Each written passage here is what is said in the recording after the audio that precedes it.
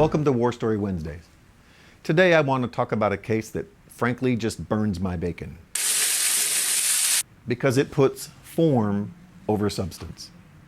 A buyer made an offer to buy property for $41,600 with a close of escrow in 30 days, all cash, no contingencies. The seller made a counteroffer, filled out the form that said counteroffer, and said no, not $41,600, instead $44,000. Now, the original offer was dated November 2nd, and the counteroffer was dated November 6th.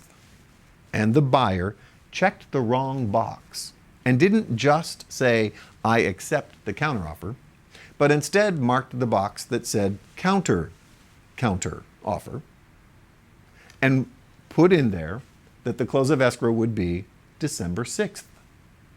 Now, the counteroffer says close of escrow 30 days from acceptance. The counteroffer was dated November 6th. 30 days is December 6th. So what did the buyer add by adding the date December 6th to the counter offer? Not a single thing. He agreed to the $44,000 price. So what was the material change? In fact, what was any change in the counter offer? Not a single thing. There was a trial because the buyer sued for specific performance and lost. There was an appeal because the buyer didn't like that decision, and frankly, neither do I. And the buyer lost again.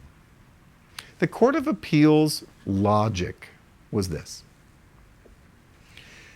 The form says counter. The buyer could have just marked the box that said, I accept the counteroffer.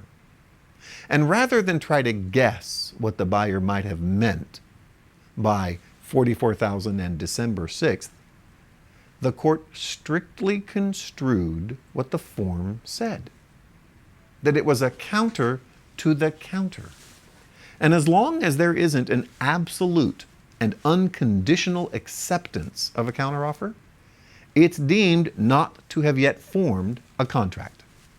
And this seller changed his mind and canceled the deal in between the time that he wrote counteroffer and received counter to counteroffer. The buyer got screwed out of this deal, and I don't think that the buyer did anything wrong.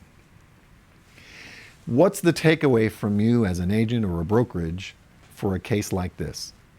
Normally, I will tell you that the form is your friend and that you should use the forms and not try to create something on your own. That you should be incredibly careful when you write counteroffers because the law of unintended consequences means you'll get punished for whatever the good deed is you're trying to do. If you've got in-house counsel for the brokerage, or if there's a lawyer for the buyer or the seller, you should direct your client to the lawyers. And no, this is not the full employment for lawyer speech. This case is a really good lesson in how trying to do the right thing and checking the wrong box can have disastrous consequences. You need to study the forms. You need to be careful about how you use them. Know them backward and forward. Be careful.